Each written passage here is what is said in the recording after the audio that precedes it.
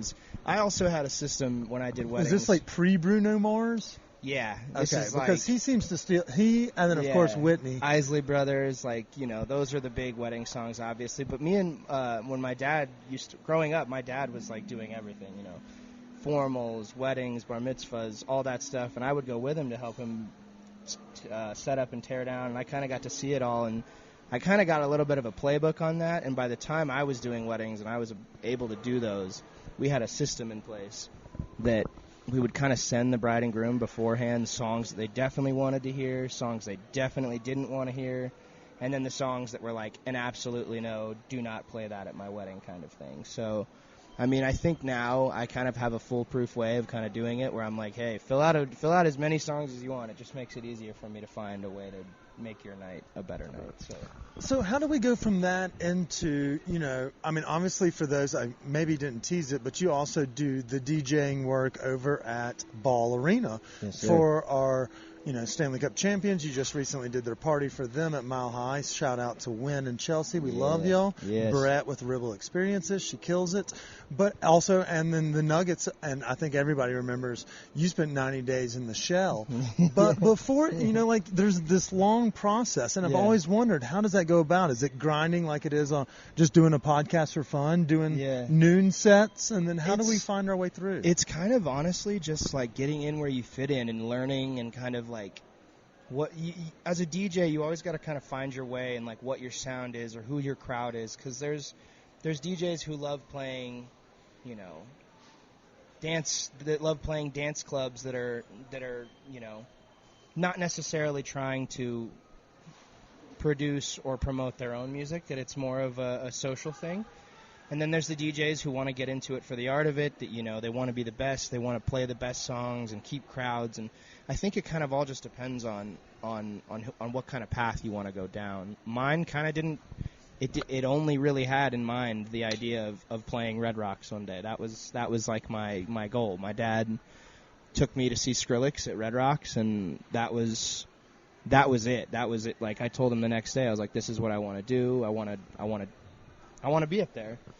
The next day, he introduced me with a guy who followed my dad around when he was, 21, 22 years old around Denver, and he kind of introduced me to what it looks like sitting in a studio session, what it looks like DJing at a nightclub, and things like that, and gave me those first shots. Shout out Chemo Chin. Any of the old Denver heads definitely know Chemo or Beverly Trills or all the dudes that put me on Axis of Evil, Global Dance, Clutch Beat Crew. All those dudes back in the day were the first guys that really gave me my shot at the lounge upstairs at Beta, believe it or not, right over here. May it rest in peace. May it rest in peace. When you sell, all right cocaine, if it was good cocaine, we'd let it go. We may cut that out, but maybe not. Okay. I mean, they closed it. He even gave up the license. So it is. I'm curious what will go in there. But it seems like South Broadway has become kind of a house, or like a house base. Yeah.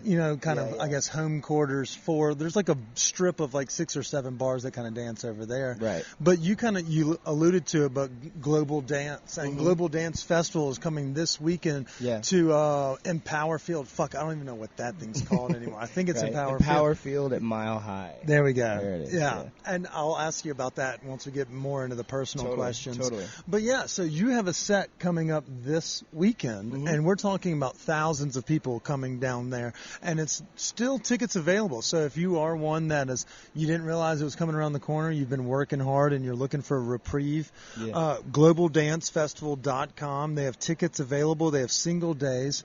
What night are you playing? I'm playing Friday at the Northern Lights stage. Bada bing. All right, so let's talk a little bit about it. What can we expect out of this weekend? What kind of crowd is it, and who are you stoked to see outside of yourself?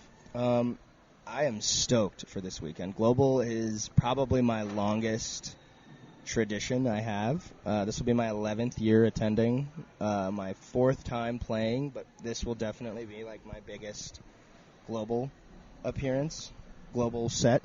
My set time should be later than it ever has been, which is really exciting. And so that's kind of also a thing I wanted to talk about. Yeah. You've migrated through the time periods from totally. when I saw you the first time to going out there just goofing off while I had a couple hours. Yeah. So now I mean, fuck, I don't even know if I can stay up that long without artificial stimulants. Yeah, that's it was a slow grind for sure.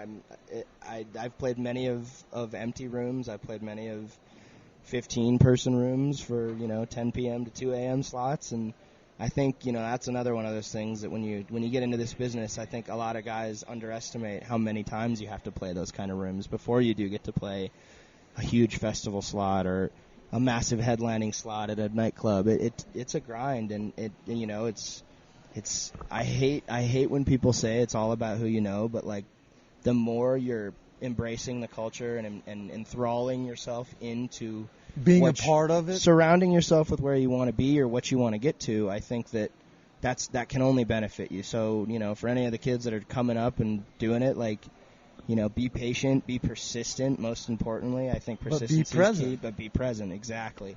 And if you're not present, you can't be making those relationships that 10 years later you might never know you're going to need or you're going to love to have. And I think that's what kids, nowadays, they only see you up here in front of thousands of people. They don't see what you had to do the 10 years leading up to that. So I think that is a huge, and some people are, get it a lot faster with music. If you have a hit song and you put that out, that obviously yeah, if TikTok picks it up, exactly. Shit, sometimes it just happens, and that's hard to hunt for that. And it's also one of those things that if you get lucky, lightning in a bottle in that instance. if you get lucky, you gotta stay doing what you've been doing. And how do you evolve as an artist, and how do you get better and move up those lineups? And that's what I'm all about, man, is just watching the growth and being persistent and being positive, without, if you know what I mean, Paws vibes.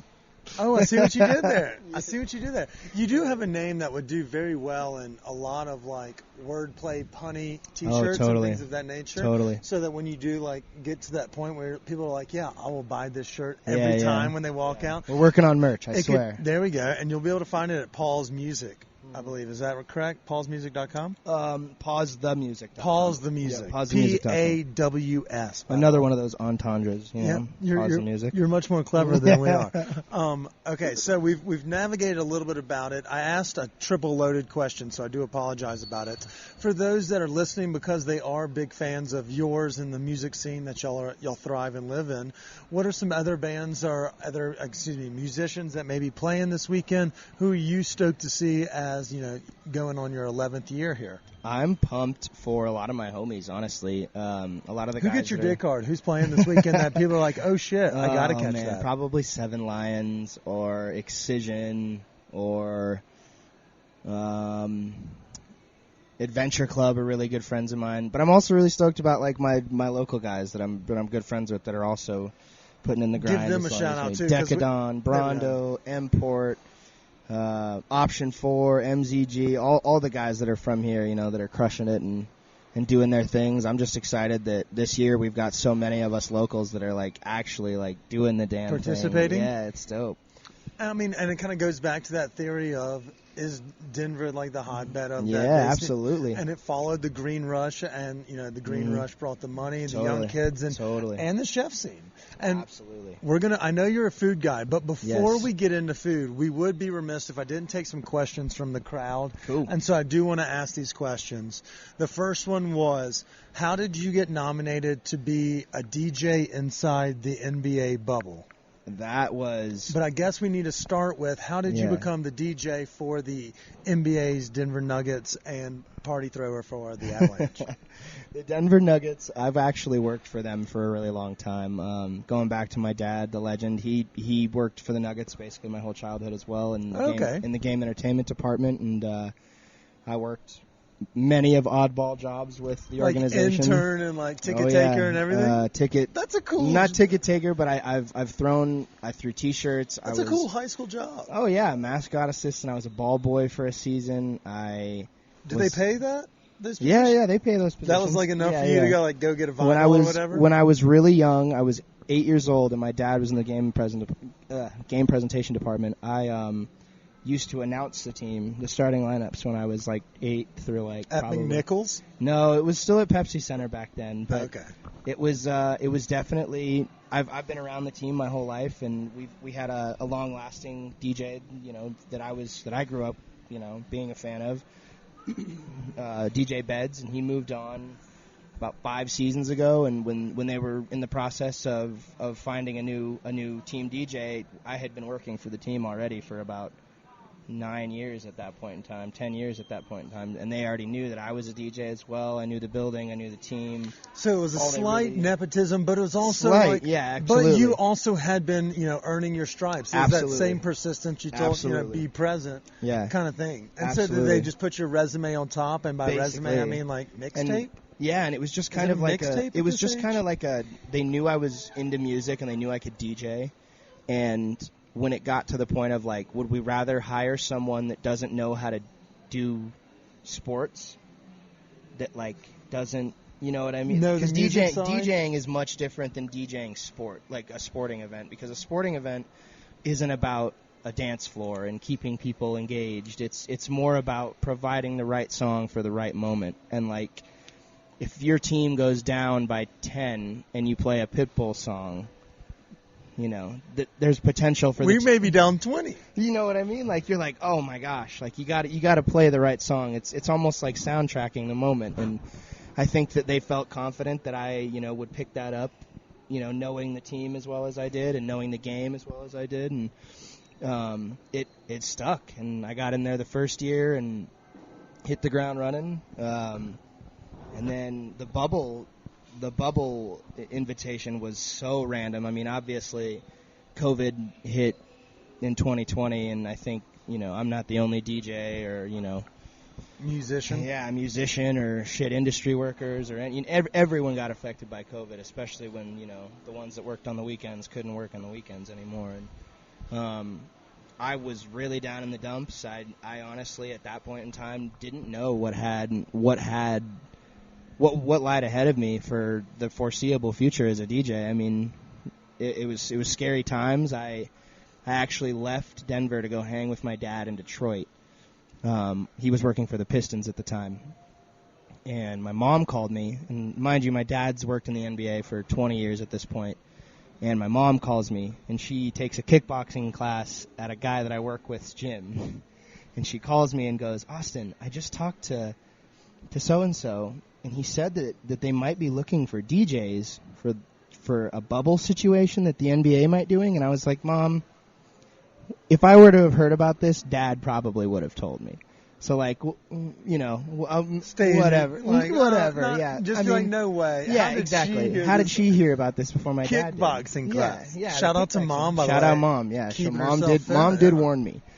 And then about, I would say, 12 hours later, we're in the grocery store where were we? Lake Orion, Michigan. That's where my dad lived. We were at a grocery store, and I got a call from my boss, and he said, Austin, they're thinking about doing an NBA restart in Orlando, and they're looking for DJs to DJ the whole thing. You'd probably have to go out for a little over a month. Do you think that would be something you'd be willing to do? And I mean, without hesitation, was like, absolutely 100%. Obviously going back to what I said about COVID, it was one of those times where I was like, I didn't even know what the hell the next month or two looked like. That was scary times, and I said 100% yes. The next day they called and gave me a Zoom link about what the plan was, and it was pretty impressive, man. It all kind of came together within about 2 weeks, and within 3 weeks from that original call, I was headed to Orlando for what was supposed to be about a month and a half and turned into about 96 days and getting to DJ the NBA Finals. So. Nicest NBA player you never would have thought was nice from his on-court actions? LeBron James. Really? Absolutely, 100%. Coolest cat ever? He.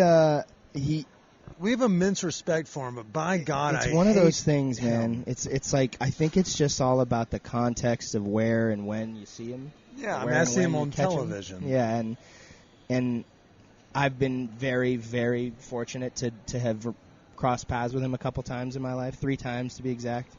And they were all at different ages in my life that from the first time I met him until the most recent time I met him, he remembered all 3 times that I've That's so cool. encountered him, which is really cool. And like